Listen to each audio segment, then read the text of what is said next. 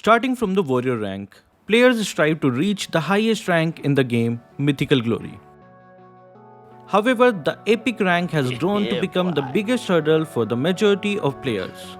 Standing in between Grandmaster and Legend, the majority of casual players are stuck in this rank where experimentation of new heroes and griefing are commonplace.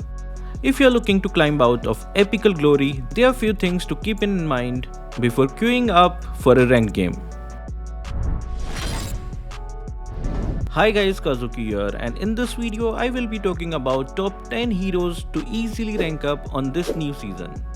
If you are a solo queue player, then you know better than me that in hero selection phase, you either go for core so that you can carry some brain dead players, or either go for gold lane and hard carry their assets to victory.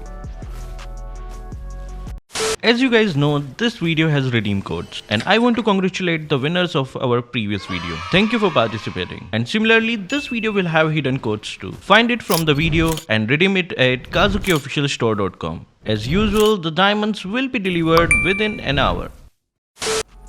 Starting off with the number 10, we have Gushan. He has many advantages that many heroes in mlbb do not possess. This hero has a combination of speed, damage and lethality. Gushan is great at early games. Although he is strong from early to mid game, he can be weak in late game, so trying to extend your game to the late game will result in you losing the game, despite dominating your opponent in the early game.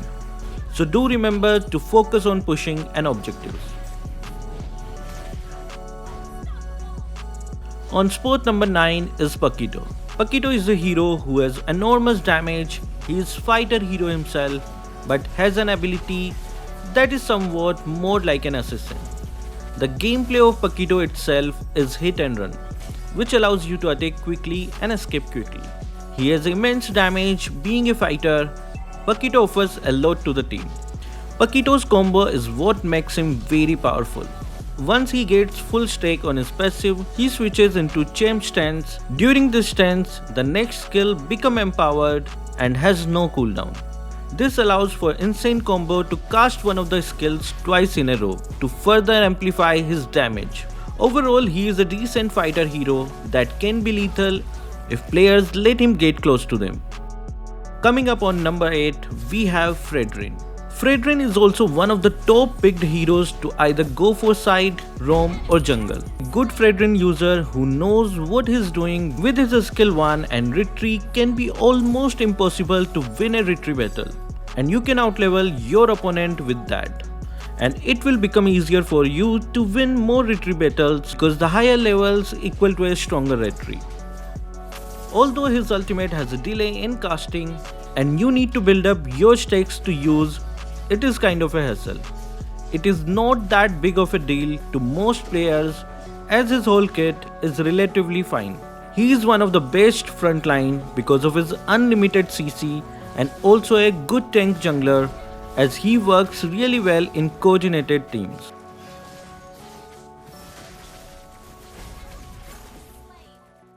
And on the number 7, we have Xavier.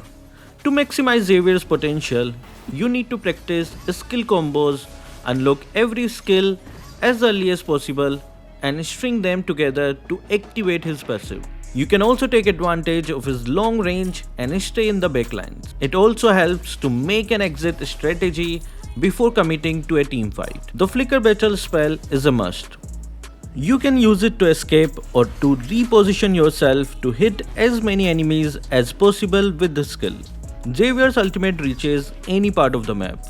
Keep an eye on the side lanes and snipe vulnerable targets to secure kills and gold. You can also aim this ability towards the enemy spawn point to kill enemies right after they use recall.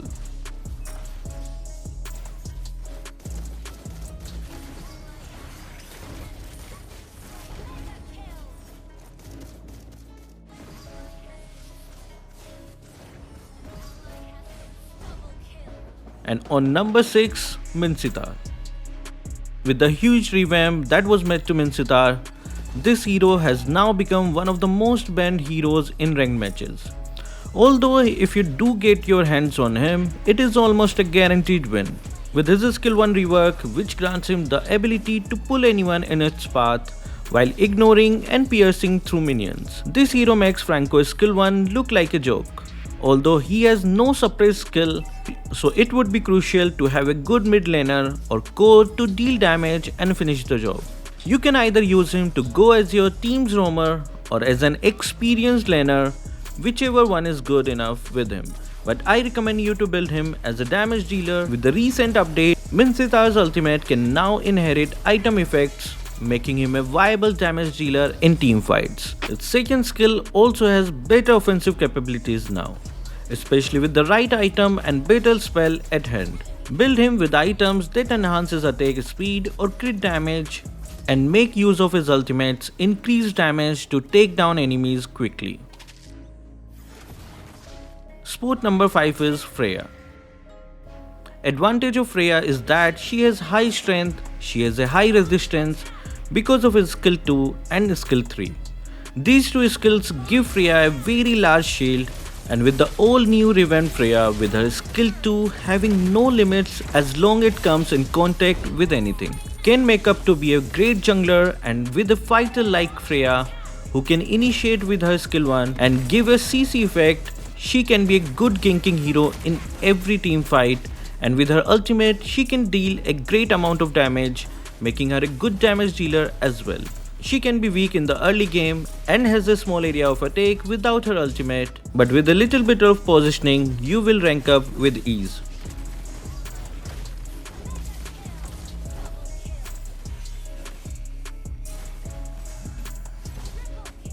And on the number 4 we have Nathan. One of the things that make him an exceptional marksman is his powerful crowd control, which makes Nathan less dependent on his support. And with the changes in him, which made him into a magic damage dealer, can make your opponent marksman suffer. And make sure you land your skill 1 and 2 because it increases your attack and movement speed. Also use your skill 2 in the bush for vision. Spam your ultimate whenever you fight. It has a very low cooldown. Be careful using your ultimate to engage because then you have no escape options. Good thing about Nathan is Wind of Nature doesn't work against him, and Radiant Armor, which is a counter for Nathan, is not that great of counter.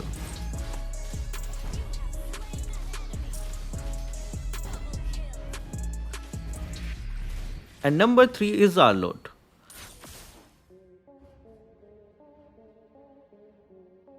Arlo, a meta assassin fighter that can easily win of any fight if you have a good reflex.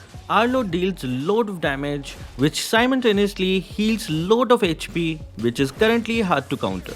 In early game as a jungler, it will be the hardest task for you to kill a single jungle monster with nothing but your second skill. The best way to reduce time is to have your tank stun snowball you until you reach level 4. And as a side laner, make sure to use your second skill firstly on your opponent. To maximize your passive, wait till the last second of your passive in order to use your second skill twice while being level 1. Thrice if you use your flame shot. 4 times if you need to kill them immediately without the passive. Once you have your first skill and Azure Blade, you can easily clear your lane with 1 to 2 spam combo and don't need to recall back for HP. Arlo is immune to CC when dashing. He can dash into a Khufra in second skill form. While Arlo's second skill always dashes him slightly from his targets. With Flame Shot, you can push back the enemies outside of the tower and can dash to them again to finish them off. And with Arlo's ultimate, you can sweep enemies beyond the barrier. Best used in red buff second tower of enemies.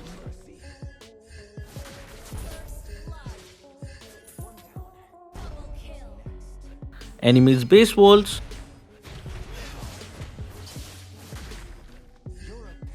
and middle lanes walls.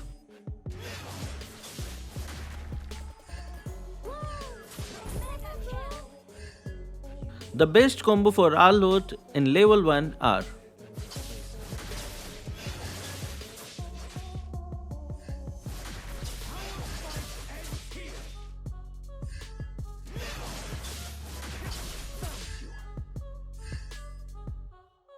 and the support 2 is given to Martis. Martis is well equipped offlaner and also flexible enough to go as core.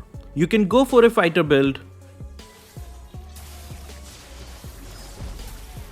or tank build. In early game, you should be cautious in jumping into ganks before building proper items. Try to play passively and avoid full-on team fights at an early stage until you have your first item. But if you do see an opening, go for it. And the stage for sport number 1 is given to Julian.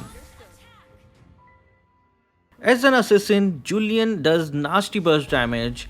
He can finish off a target quickly, especially if he has all of his core items. This hero has shared cooldowns, meaning that whichever skill that you use, his other skill will also go on a cooldown. However, Julian cooldowns can be reduced further with cooldown reduction items. Although he can hit a power spike in the late game, Julian is significantly weaker in the early game, especially within the first 3 minutes of the game when he is still on low level and hasn't completed his core items. So it would be best to solely focus on farming during the early game. Julians can be dominant in duels, therefore Julian can also play well in experienced lane as he can gain control of the lane. I hope to see you all in a mythical glory soon from this video. And with that, here are the 5 shoutouts from our previous video. Smoky Jank, Yagami, Red Panda Gaming, Dio Velade and OP Nightwolf Gamer. And that was all for this video. Thank you guys for watching. Keep supporting Kazuki Official.